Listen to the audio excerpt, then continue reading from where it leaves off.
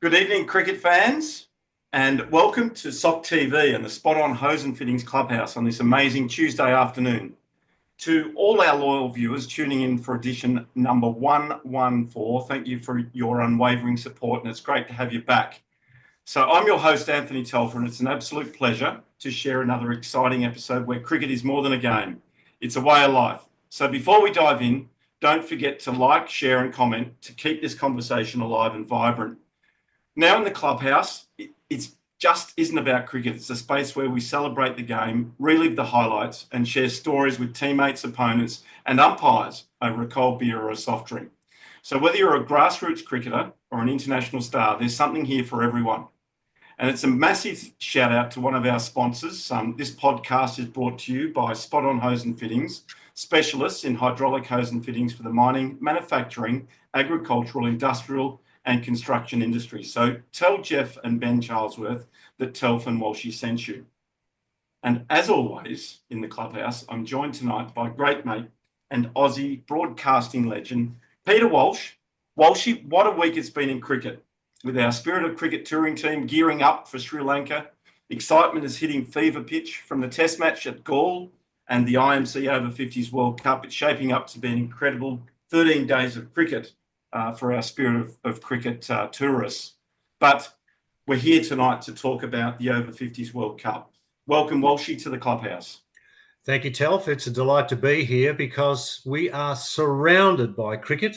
Nerves are jangling around our cricketing world and you feel like bursting into song and singing that song, all our bags are packed, we're ready to go. And that's what's going to happen to those who are fortunate enough, led by yourself, to be over in Sri Lanka. And tonight, I'm just so thrilled that we're going to be finding out something about the cricketing nation that's crept up on us and now presents formidable challenges in all age groups. That's a wonderful thing about it. And I must congratulate you. This is not self-indulgence or anything, but when you jump onto the Spirit of Cricket site, there's so much vision of so many actions from so many cricket matches. It's hard to work out who's doing what, where and when. But that's the good part of it. And I think what we can do is we can pretend that we're umpires with some of those adjudications that are being made. Were they good? Were they in the spirit of cricket? Is everybody happy? It's all good. And tonight should be no exception as we lead into, are you ready for it? We're almost to the middle part of January, Telf. We are indeed. And even closer to the Over 50s World Cup. So, look, let's kick off edition 114 in the clubhouse. Don't forget our incredible partners, the IF Project and Spot On Hose and Fittings. Download the IF app, share it with your mates. Together we can make a difference to men's mental health. But tonight's spotlight, we're thrilled to be catching up again in the clubhouse with Seneviratne. Now, he's the World Cup Director and Chairman of the Over 50s World Cup Steering Committee or Organising Committee. And we're going to get all of the insights of what's happening in Colombo as we count down to the IMC Over 50s World Cup. So grab a drink, settle in, and let's dive into another unforgettable episode of the Clubhouse. Welcome, Senna, to the Clubhouse. Thanks very much, Telf, and also to Walshy. I've been here before, but I look forward to this discussion, which is going to be different to my playing days. Thank you. Well, you have been here before as the captain of the Over 50 Sri Lankan team. And I met you in person on I think it was the Gold Coast, or actually it was in Brisbane, wasn't it? When you were part of that tri-series between Australia, New Zealand and Sri Lanka, where Sri Lanka performed quite admirably against New Zealand and also Australia. But a question for you, and obviously you're still playing cricket, I guess, in Sydney, based in Sydney.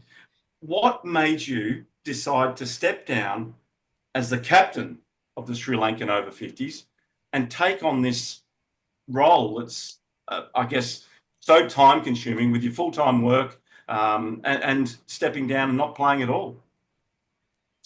So I played three World Cups, starting from 2018. So I felt that I gave it all. I tried my best. We won some matches, lost some disappointments. So I want to do something different, and I'm conscious that I must give others a chance as well. There's no point hanging on unnecessarily. So it was my time to move on, and the opportunity to organize the event came about, and here am I working on it. Wonderful. And look, stepping down, but stepping up in the same sentence is quite an achievement for you. Have you ever run a cricket tournament before or been involved with as a committee member or an organizer of a cricket tournament? In organizing a tournament, no, I haven't been involved. But from 2018, I have been part of the organizing the Sri Lankan team going on tour. Even when I was the captain, I was doing all the administrative work as well as looking after the finances. So I have experience there. And I look after, I'm head of treasury in a bank as well, so I know how to look after money.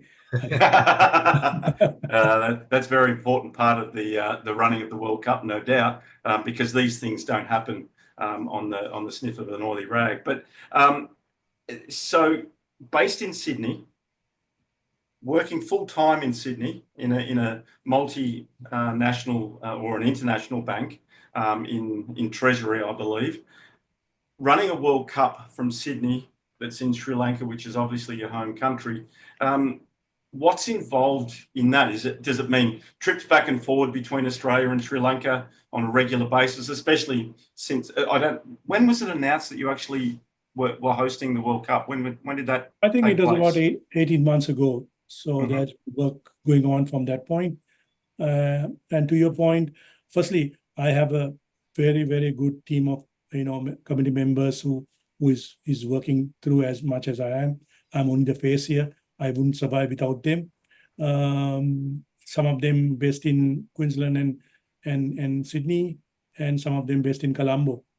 To your earlier question, I mean, I've been to Sri Lanka about 4 times in the last 14 months.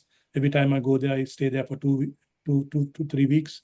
I work at least half day while I do my day job at least half day. So I get up sometimes 4 a.m., do 4 hours of office work, and then get on with the rest of the organizing work.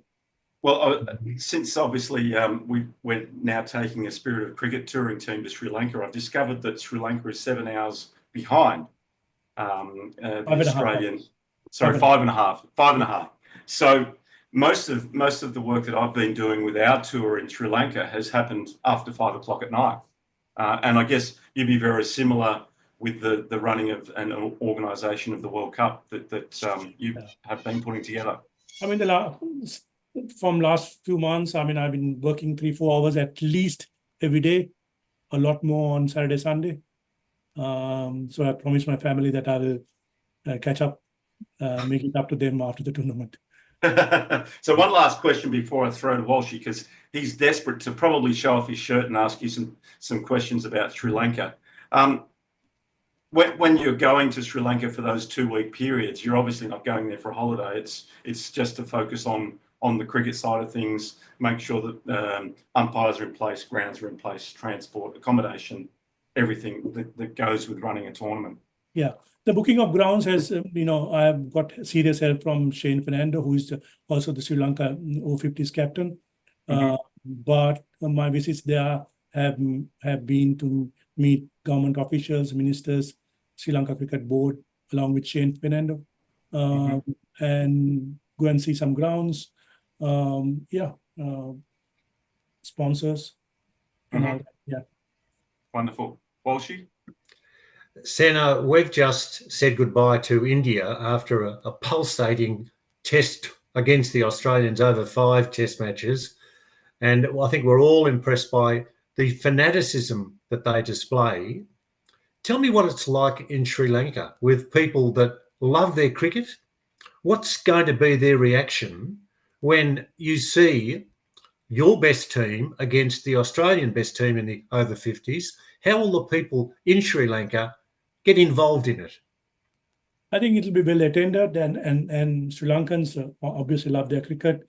Players who go in there will realize that they'll be stopped on the streets to ask questions, to greet. There'll be more people than before in earlier matches elsewhere.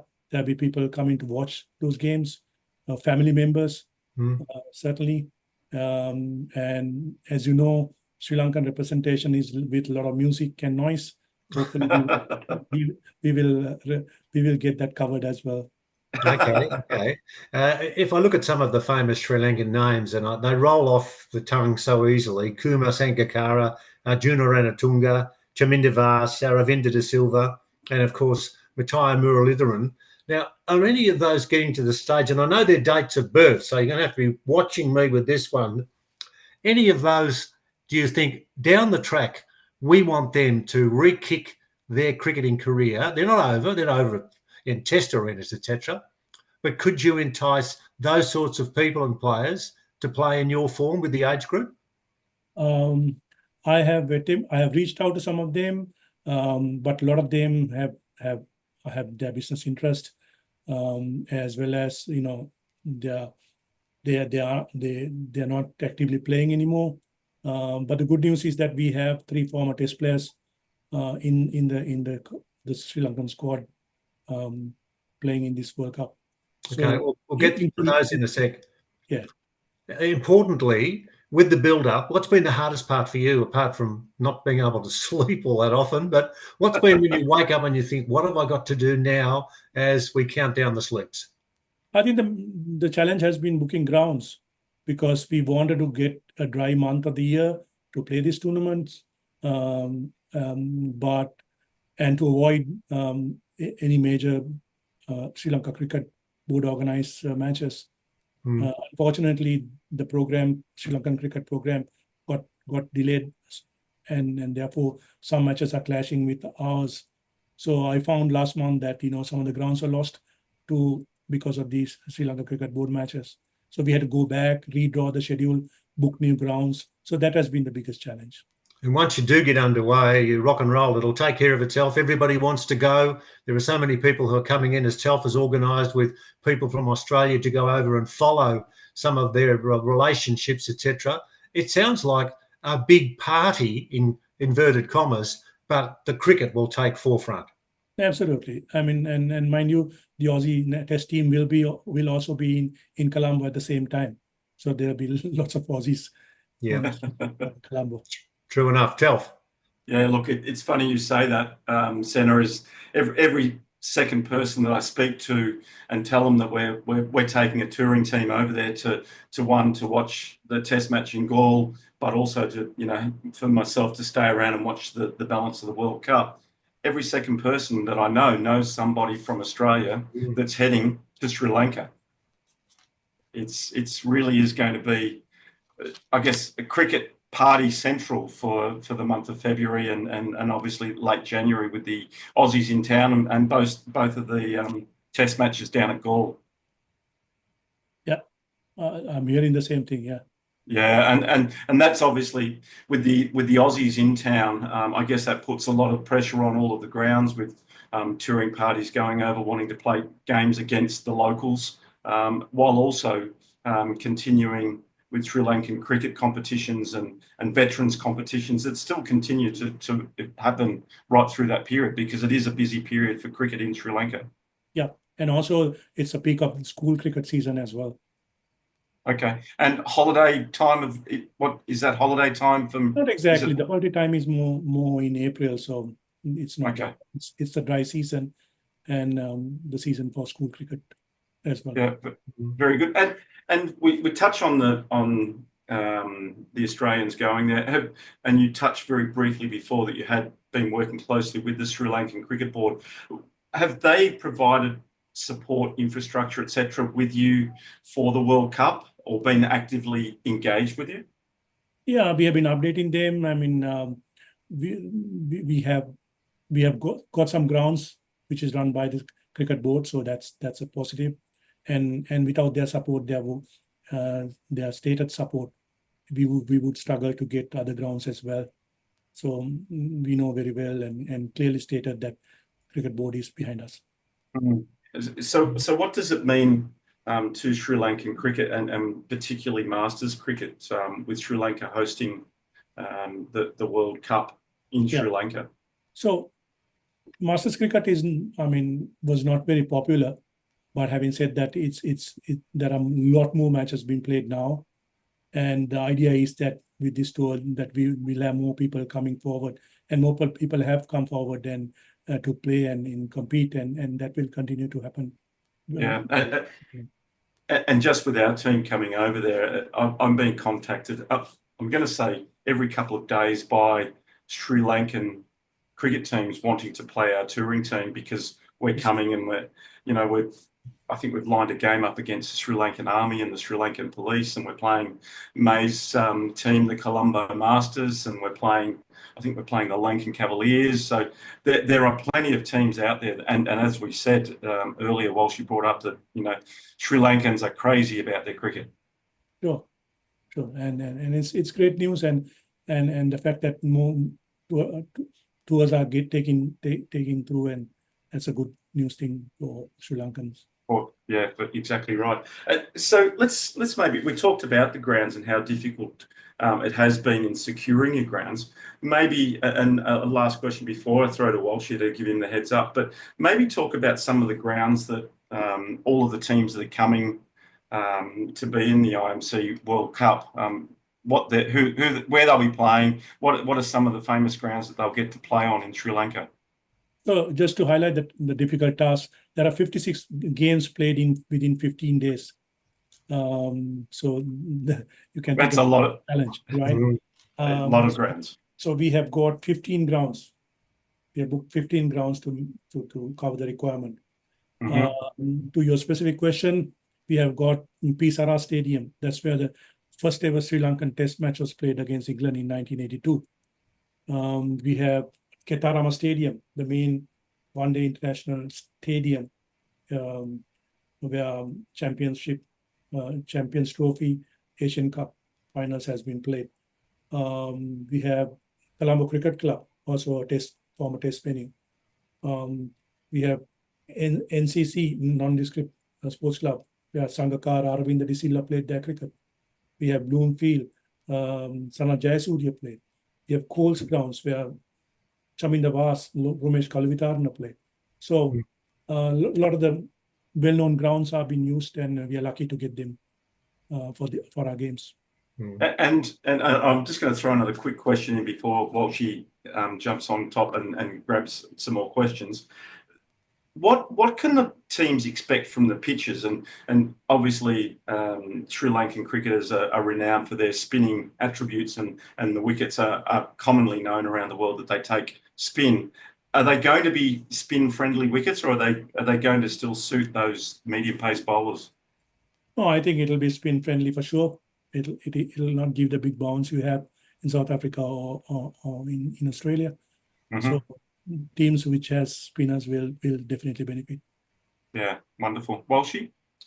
Senna, where do you reckon you should be ranked as a team in this competition? Where would you, now I want you to be brutally honest, there's a big audience watching, Senna, so it's in your court. Where do you think you belong in the rankings before this competition starts? I don't want to put pressure on my boys, so I probably will say in the first four, maybe, given the local conditions they are familiar with. Okay, so that's really leaving me with following a follow-up question. The conditions are certainly going to be in favour of the home country. Yes. Have you got more to add to that answer? Yeah, do you want to think about that? Well, it's not only the conditions, right? It is fitness level and who is standing in end of second week. So that's important as well. And the amount of cricket you have played in the last few years, all of that counts.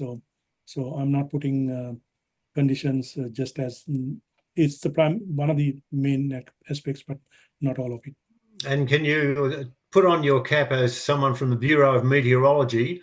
What's the weather going to be like in early February, late January? And I'm being honest here, not knowing the Sri Lankans and the monsoons that might head in your direction or some cloud. What's going to be it like for those that are going to be playing? So it is the driest month of the year. So that's the good news. It'll be mild weather, like 33 degrees and 90% humidity. Okay, all right. Now, again, I want to bring India and Pakistan into this just to move along with my next question. That is, for the people that have gone over and are tourists and having a look, do they going to see the Sri Lankans playing in the streets like the Indians do and the Pakistanis do, the young ones and the young women? What's it like over there if they have a future down the track to ply their trade in the sport that they like, the young women and the young men? Absolutely, but having said that, it'll be played in grounds and not necessarily on the road, because in Colombo it's a busy place, and streets are busy as well. But if you were to go outstation, you will certainly see young children playing on the field, and female cricket is also something which is coming up very nicely in Sri Lanka. Okay, and one more from me before Telf. We talked about Matthias Muralitharan and how much publicity he received being a wonderful bowler. Who's the most popular player, not in your squad, but in Sri Lanka at the moment, who's playing the game at the highest level? Who would you say people would want to go and have a look at because he's good?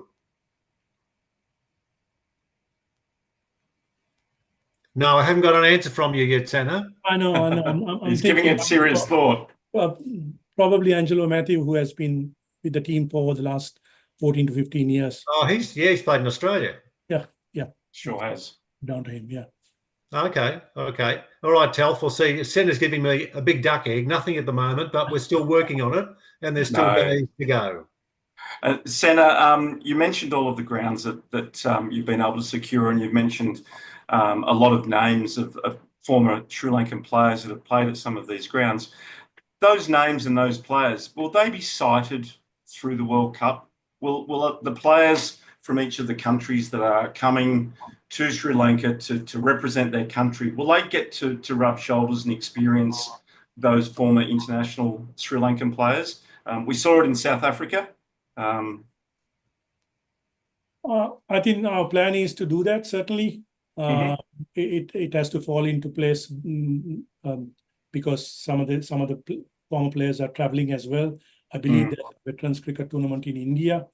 I'm not sure about the title of the tournament, but some of the players are expected to go, like Chaminda Vas and Ramesh Kalkarna. But if the tournament is not at the same time as our tournament, hopefully in one of the functions they will be there.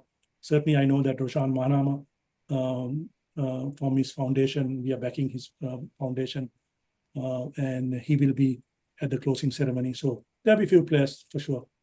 Yeah, wonderful. Now we've covered the grounds, we've covered obviously the playing conditions and the weather.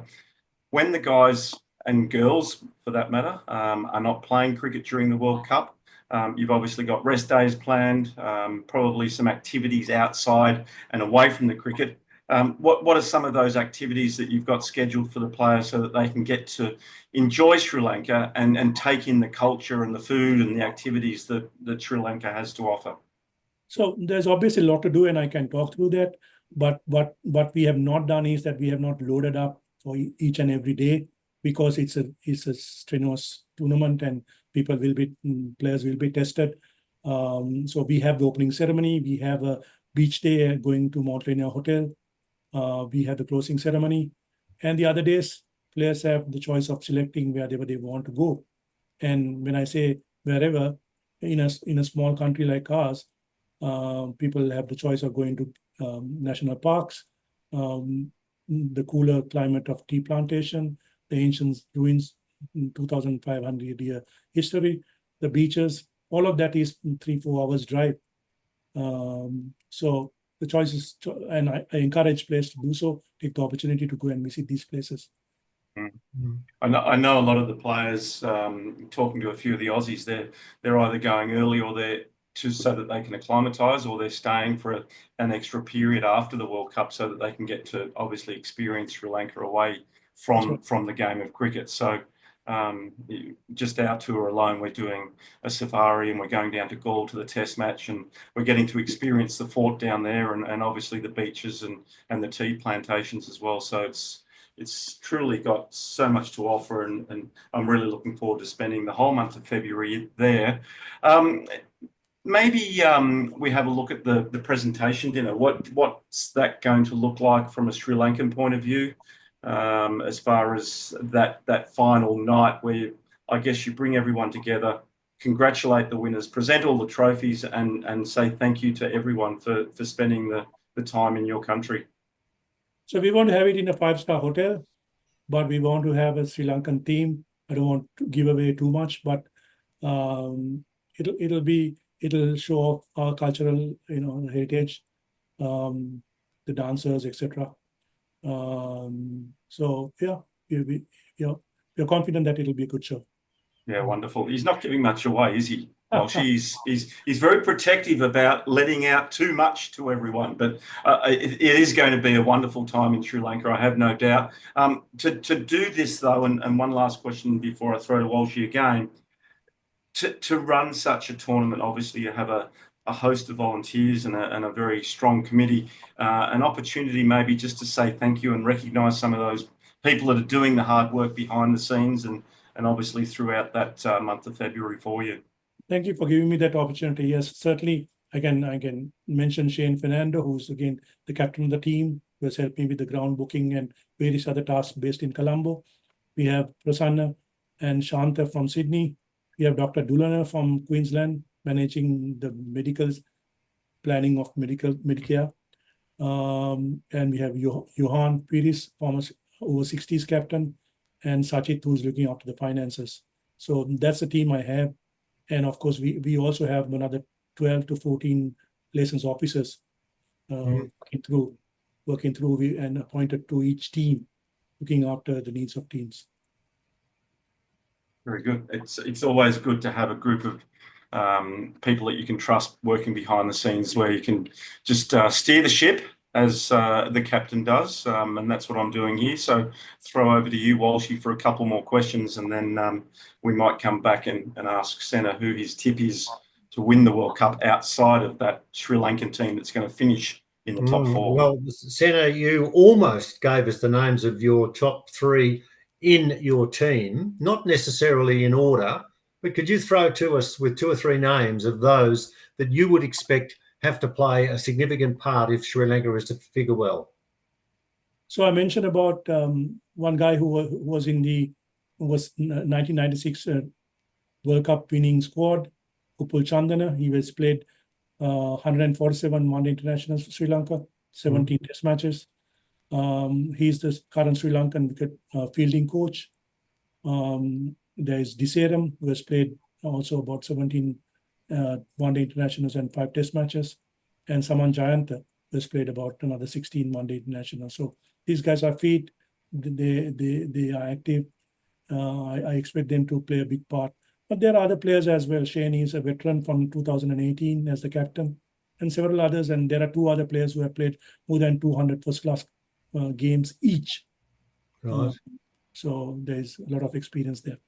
There's been a massive build-up for this particular tournament, but when this subsides and when you get back to being normal and not having to get up at 4 o'clock in the morning to work, what happens to cricket in Sri Lanka?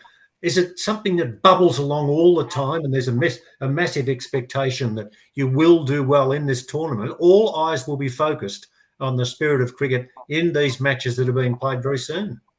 Yeah, I think this will inspire more others to come forward and start playing. People who have played the game at a high level and not playing anymore. And I think our country need more successes in various forms as much as possible. So I think it is up to the players to perform and deliver. Now, who are you reckoning is going to be your biggest threat? You're not saying that you think you'll win the tournament. That's okay. You don't have to make those predictions. But who do you think you'll play if you get to where the finals are? Who's the next best team in the competition in your eyes? I think given that, spinners will come into play, I probably think Pakistan will be competitive. Yeah. And England as well, as always, they prepare well, they're fit, and they play a lot of cricket. Yeah. Keep going. You haven't mentioned Australia yet. Yeah, I wish the Aussie boys best of luck. I'm sure they will. The Aussie boys, best of luck. I like that. But in all the challenges that you've had as a player and someone who's given so much to cricket, and now you're a leading banker in the country, I'll throw that one in. There might be some dollars for you there. Is this going to be the biggest challenge that you've undertaken with the rewards? I'm presuming there's not a lot of finance involved, even though you're in a bank. But the fact is, you're going to relish the chance of meeting and greeting and keeping with friendships that are going to be built on that tour of Sri Lanka. Yeah, I look at it in two ways. One is my personal development and the opportunity to as you said, to do something different and learn something out of it. And the other one is that to do something for the country as well. And taking 350 foreign guests to Sri Lanka for 3 weeks is a big deal for the economy, and an economy which is rebounding Yeah. from economic collapse. So it's all around. It's good news story. I know you're not allowed to give away who's going to be at the presentation night. I know that. I know you're waiting there, etc., etc. Any chance of Matthias Muralitharan being there? The fact that I have not approached him, I cannot say so, but you have put seeds into my mind now. I will go back and follow. Okay,